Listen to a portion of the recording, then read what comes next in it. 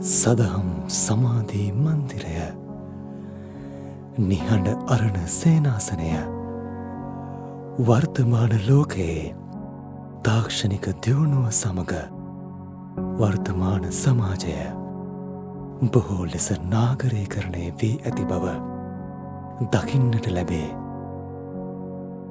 එම තාක්ෂණික දියුණුවත් සමග සමාජයේ පංචකාමයන් පිළිබඳව යොමුවීමේ යාන්ත්‍රණය නවම මාවතකට හැරී ඇත්තාක් මෙන්ම ලෞකික ජීවිතය ගෙවන පින්වත් ගිහි පිරිස අධ්‍යාපනික සහ රැකිරක්ෂා කටයුතු ආදී යුතුකම් වගකීම් රැසකට හිරවුණු ස්වභාවයක් ඇති නමුත් බොහෝ ප්‍රඥාවන්ත පිරිස ඒ අතරවාරයේ සැබෑ නිදහස ලබා ගැනීම පිණිසද උත්සුක වන බව අප සැවොම දන්නා කරුණකි.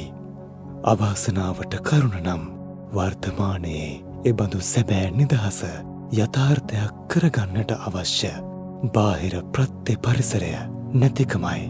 ඒ අඩුව සපුරාලමින් උතුම් නිදහස නිවීම උදෙසා දවසක් දෙකක් සතියක් හෝ පූර්ණ කාලීන වශයෙන් භාවනා යෝග වැඩීමට අවශ්‍ය නේවාසික පහසුකම් ප්‍රත්‍ය පරිසරය උදාකරදීම අරමුණු කොටගෙන ගොඩ නැගීමට නියමිත සදහම් සමාධී මන්දිරය දස්සනේන පහතබ්බ භාවනාය පහතබ්බ කොටස් පූර්ණය කරගන්නට භික්ෂු භික්ෂුණී උපාසක උපාසිකා යන සිව්වනක් පිරිස උදෙසාම වෙන්වනු ඇති බව සතුටින් යුතුව සඳහන් කරමු.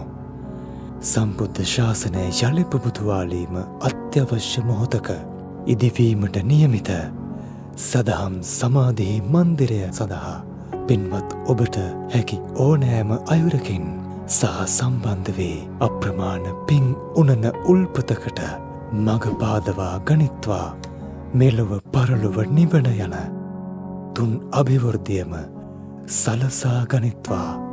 මේ මහා ශාසනික පින්කම් මාලාව සඳහා ඔබටත් දායක විය හැක.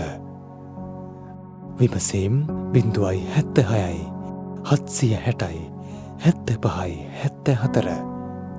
ඔබ සැමට උතුම් තෙරුවන් සරණයි.